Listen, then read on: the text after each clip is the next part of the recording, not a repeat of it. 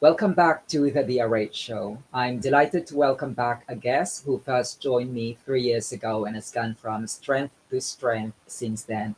At just 21 years old, he's already an award winning entrepreneur and media personality. As the founder and managing director of Platinum Live, he leads a creative communications agency trusted by some of the most recognizable businesses today. The Daily Telegraph described him as having the vocabulary and business confidence of someone who spent much longer in the industry. Oliver Hodgson, it's a pleasure having you back on the show. Hi, Dennis. How are you? Good to be back. Yes, so I know it's been, about 3 years since the first time I featured you on the DRH show. But just for the benefit of the audience, could you just refresh our memory, tell us about your background, your trajectory in life, and how you ended up doing what you're doing?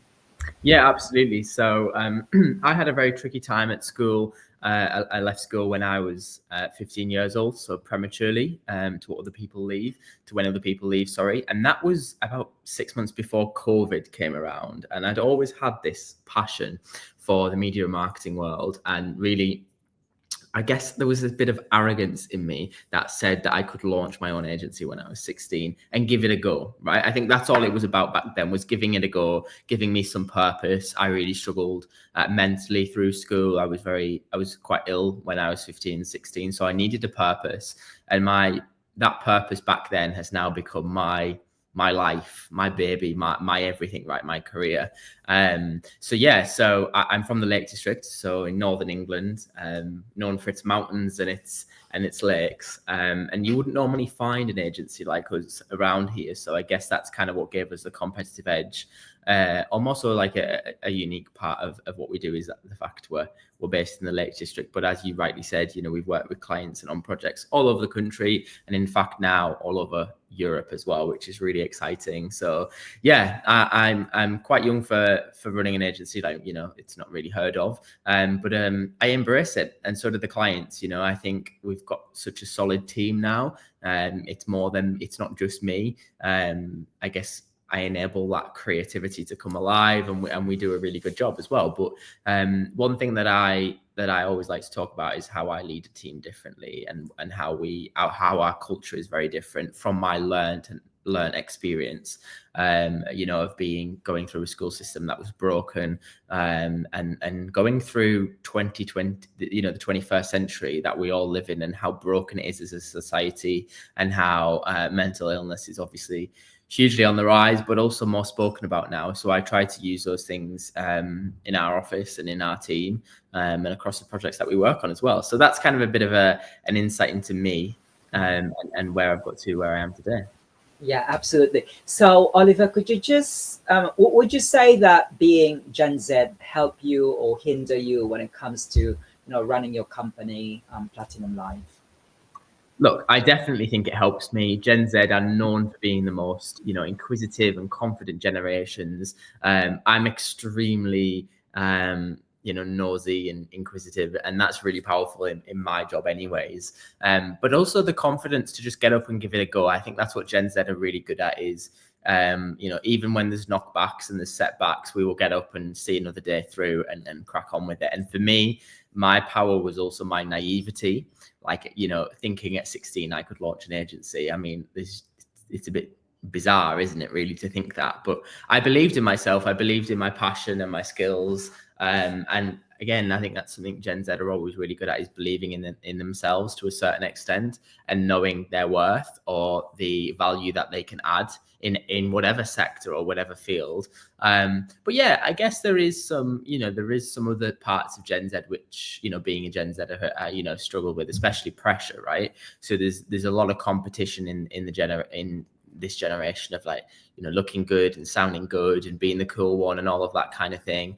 But also just generally, I think Gen Z is very split, very divided. So you have half of the generation who are very work shy, who get spoke about in the media a lot, who lack this drive and determination.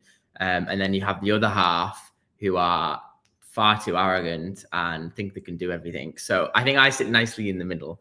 But yeah, it's an interesting generation, and we do get, a bit of negative publicity quite often, actually, in the media. But no, I don't think it's hindered me really. I think I've used it as my, as my positive weapon of being young and being naive and different, different take on life and different take on the landscape that we work in, which is obviously media and marketing. And a big part of my job is in digital as well. So the social media side of things, and just generally new media.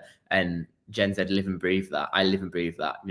I'm surrounded by technology all day, every day. So I guess that gives me a really, a good foot up in terms of what I do with my 9-to-5 job. And I guess where we can stand apart from competitors as well in terms of our business proposition is that we're, a young team led by a Gen Zer who, lives and breathes social media and the media as a whole. So yeah, I don't think it's to answer the question in a shorter way. Yeah. No, I don't think it's negatively impacted me.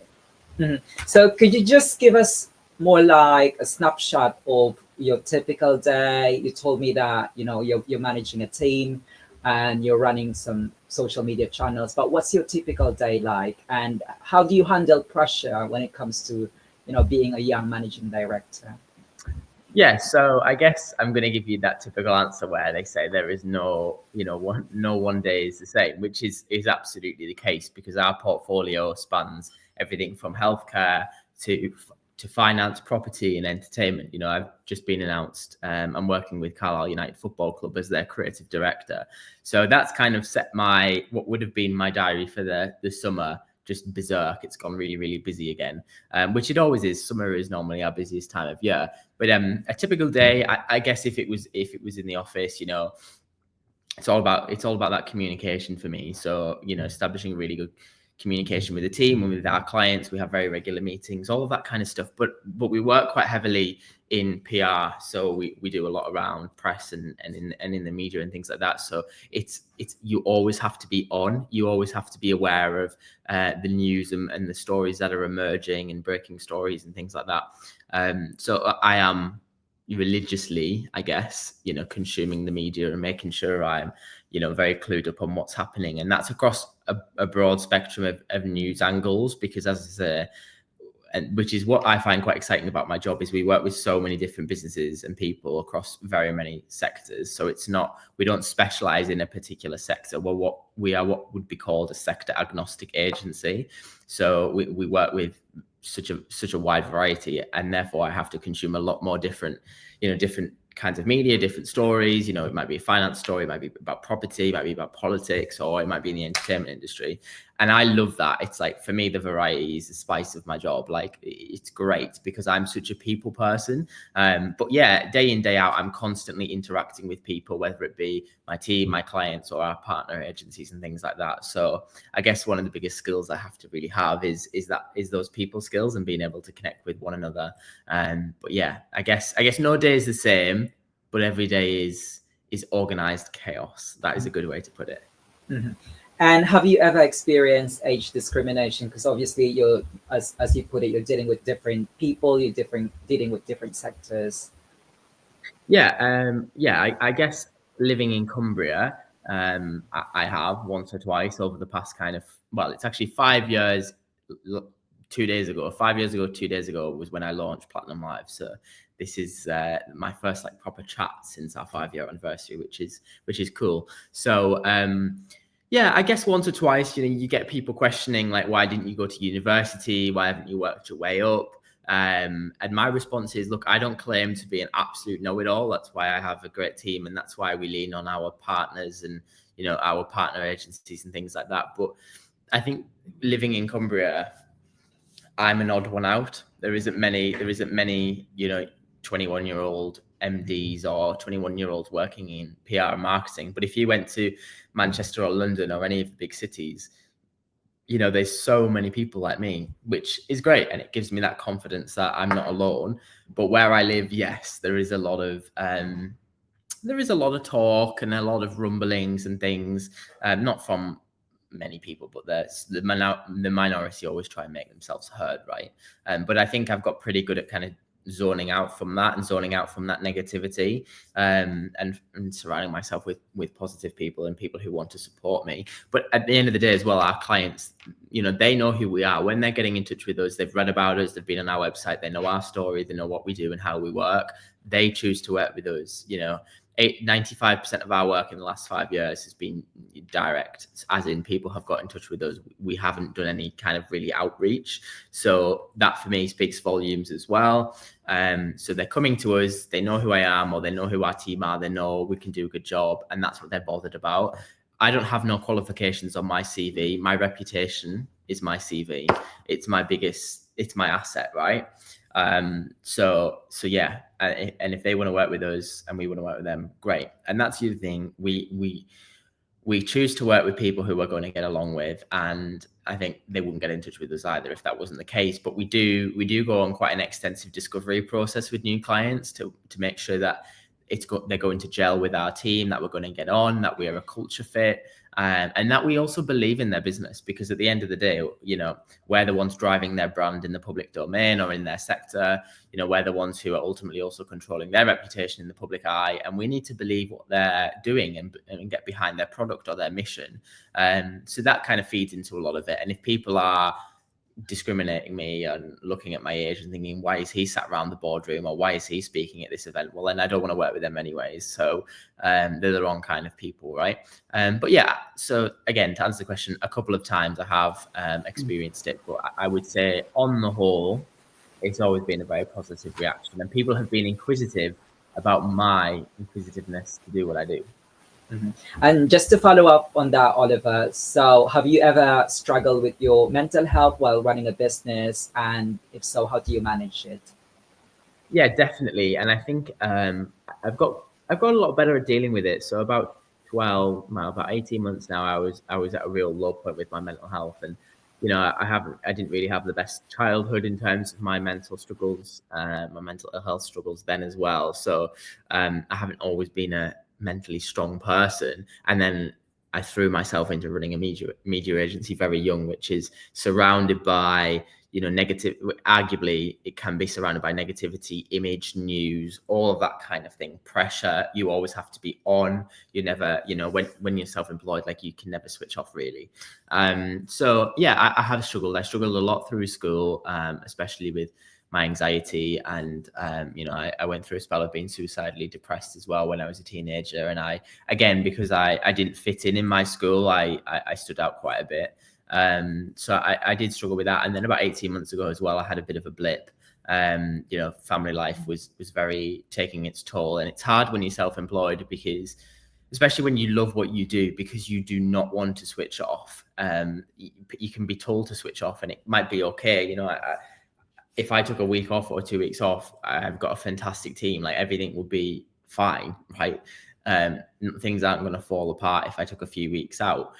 But I love what I do, and I had that in the other side of my head, which is no, I need to go to work, I need to be in the office, I need to do this. So I really struggled with burnout in kind of November and December 2023. But I think now I've worked on that. My work-life balance it's not great, because I'm always on my work phone and I'm always answering emails, but it's getting better. And also at the end of the day, like I've just learned to separate kind of my private life and my professional life as well, and establish those boundaries. I think it's really important. But yeah, I go through rough patches, and I think it's important to talk about that. In our team, we always have a very kind of an open door policy, in that if people feel comfortable talking about what they're struggling with, they're absolutely more than welcome to do so. And we actually encourage it. And if somebody needs a day off because they're not very well, and it's not, oh, I've got a sick bug, it's absolutely fine. There's no questions asked. If somebody needs a day out, they need a day out, and I trust them that they genuinely do need that day out. And that's how I run my business, because that's how I would want to be treated if I was kind of an employee or working in a company. Is that we're not steam engines, we are humans and people at the end of the day. And ultimately, like, if you don't look after yourself, you can't look after anybody else. So at least that's my take on things. Or if you start neglecting your own mental health or your own well-being, it then impacts other things in different ways. So yeah, over the years I've struggled, and some parts I've struggled a lot, but I've always what I've been good at is reaching out to those that actually genuinely care. And I think everybody has people like that in their life. Everybody has people that they can lean on in one way or another. And even some of those people have been, in my work life. And I think I have been honest, and I've been vulnerable in front of my team and my clients. And, I don't do that for the pat on the back, and I don't do that for the sob story. I do that because it's real and it's not fake. And and I think being real and authentic is really important, but also like if I'm trying to bring it back to work as well, like what we do, we strive to be authentic. We strive to be raw and real. So if we say that out loud and online and in the media, why wouldn't I then do that in the office or in a meeting room? So yeah, I think vulnerability doesn't always necessarily need to be looked at as a really bad thing. I think being vulnerable with people who or being open with people who you can trust and people who are in your inner circle is a really important thing to do. And that's certainly something I've learned to do in the last 18 months. And I think it's helped me greatly, really. And Oliver, what about imposter syndrome? Like you feel that you're a fraud, that experiencing self-doubt. Have you ever experienced it? And again, if so, how do you deal with it? I think I've lost you, Dennis. Hello? Hello? You're back. Okay, let me just repeat that. Okay, 3, 2, 1. Okay, and how about imposter syndrome? Like feeling self-doubt, or you think you're a fraud. Have you ever experienced it? And if so, how do you deal with it? I'd say earlier on in kind of like 4 years ago, when I was starting to get myself established and I, was winning clients, I kind of thought, oh, well, this is kind of scary now. I can remember when I first won my first ever retained client, and actually in June, they've been with us 5 years. So they're a local regional healthcare company. They're one of the biggest in the region. And they handed me, a contract when I was 16 years old, and they're still with us 5 years later. But at the time I was like, yeah, absolutely. Yeah, retainers great. And then the other half of my head was like, oh, this is crazy. What on earth? Like, slow down, Ollie. This is all too fast. And I thought, no, I'm going to take it with both hands. But also in terms of like imposter syndrome, not so much nowadays, because and I don't mean this in an arrogant way, but what I've started to do is put myself in rooms where I am not the most interesting person, or where I'm not, I'm not the most successful or the wealthiest. Like I like being surrounded by people who are even more interesting than me, or what I think is interesting about me, right? And being surrounded by a room with incredible people or with motivating people and getting their energy, that's what helps me. And if their agency is, even if it's somebody within the marketing and media world and their agency is 10 times the size of mine, I still love that, because you learn so much, and that doesn't knock me back. It inspires me, or it motivates me. Or on the other hand, it can often make me realize what I don't necessarily want. And I don't want a huge agency, because I have lots of other projects that I work on personally. I want a really small, mighty team, and we do a great job. But as I say, sitting around with the people who are bigger than me, I guess, or who are more successful, doesn't give me imposter syndrome. It doesn't make me feel any less of who I am, on my value. And I never question that anymore. When clients are difficult, I throw it back on them. You got in touch with us, you want to work with us, and you're trusting us to do a job. So I never put myself in a situation where I feel like I would struggle with that, to be honest. But I guess earlier on, yes, I kind of was like, this is crazy. I am far too young to be doing this. What on earth? But clearly I've done a good job, because that client is still with us 5 years later. And yeah, I love going to see them, and yeah, they're very supportive of me. So I haven't really struggled with it that much, no, but there has been times, yes. And how do you think young people can tell whether going to university is for them, or whether they're better off setting up a business like what you've done? Or what would you say to Gen Z's feeling the pressure to have it all figured out? Yeah, definitely. So there is a lot of, I've got friends who are similar age to me, perhaps a little bit younger, and they have they have it in their head. They're really stressed. They need to figure it out. They need to look at their options. They need to decide one thing for the rest of their life. And that is just I understand they're struggling with it, but it's nonsense. I don't believe in it. I don't believe when somebody leaves school or when they leave, further education, that they need to decide what they're doing now for the rest of their life. I think that's quite dangerous. And I think that's been a mistake of generations gone by, where there's so much pressure. I mean, I know so many people who, have got a university degree who don't even use the degree, right? But they enjoyed uni for the social element, for example. So back to your question, about whether it's uni or running your own business or doing something else. I think it's I don't think there should be pressure to do one or the other. We've got one life, have a go at everything, right? And that's what I say. We might talk in 15 years time, right? And I might be doing something completely different, or we might have pivoted, or and that's what excites me, that that the variety in life is really exciting, and the opportunities that can come. And I always think, take what feels right in that moment, what feels right to you, what you're passionate about there and then, run with that for a while. And if you grow out of love with it, fine, find the next thing. I think my parents, right, they've been doing their careers they've been doing for 40 years, and now my mum really enjoys her job, but my dad hates his. But they do feel a sense of boredom. They've been going to the same buildings for decades, and I think Gen Z aren't like that anymore. They like variety. They like changing things up slightly. Within reason. I will probably always work in media marketing in some vein, because I absolutely love it. I think it just is me, right? It's my calling. But I definitely like to go into different areas and things like that. But yeah, to other young people, I think it's really important to find out what you're passionate about. But also, when people they do things like, they do a sport, or they do something on their computer at home that they don't think, they don't look at as a serious career. I always think that's a shame, because within anything you use or experience or go to, there's a career behind that, right? I've got a lot of friends who are interested in sport, but they're not necessarily the athletes. But I'm like, the business of sport is so fascinating, and I get them excited by it. And I'm like, oh yeah, you should go and try that and do this and do that. Behind the scenes of football clubs and all the rest of it. There's so much that goes on kind of off the pitch or off the actual sport element that you can get involved in. And I think it's about young people realizing what there is out there. And now there is so much more options, and even if people don't want to move away from home, you can do so much remote stuff as well. Like, we've got clients who are based we've got one client in particular who is based across the world. They're headquartered in the USA, and I'm having calls with them, and there's like 6 of us on the call, and they're all dotted all around Europe and things. It's so exciting. And I'm from a little town in in Cumbria, the Lake District, which is like a really tiny place in the UK.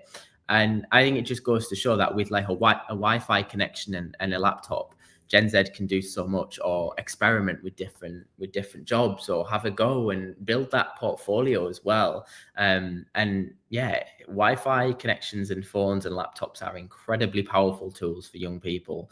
And I think they're the most powerful things that anybody could have ever had in terms of their career in decades gone by. I think Gen Z are very lucky to have access to everything that they have access to. And that's always my thing, is just go out and find out, and be nosy, be inquisitive, and ask questions. And that's what I done when I was young. I done work experience in quite a few places, and with my local MP, and went off doing this and that, and working on all these different events, and kind of getting those contacts and finding out what I do like and what I don't like, and that kind of thing. But yeah, I as well, to some of my younger friends, I always say, like, there's no rush. You think there is, but there isn't. Like, what's there to rush about? Just enjoy things and take it within your stride. And what you might be passionate about now, in 5 years' time, you might have grown out of it, or you just might not be interested at all. So that's always my biggest piece of advice, Dennis, to those young people is, it's about figuring out what works for you at that moment. If you want to go to university and you want to get a degree in whatever it is, and you want that social environment, absolutely go for it.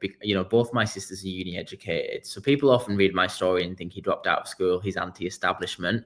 Absolutely not. As I say, both my sisters are uni educated. I used to consider uni when I was very young, and I understand the benefits of it, right? But what I always go back to is, like, sometimes you might end up doing your course, or whatever your degree is in, 10 years time, you might not use it, but you'll use the social skills that you've got with it, and the people skills and all those other things that you don't realize that you're naturally picking up when you go to university, or, you know, when you go straight into a job. You know, going into apprenticeships are really powerful these days as well, you know, about getting that hands-on experience, getting paid and getting a qualification as well is really, really good.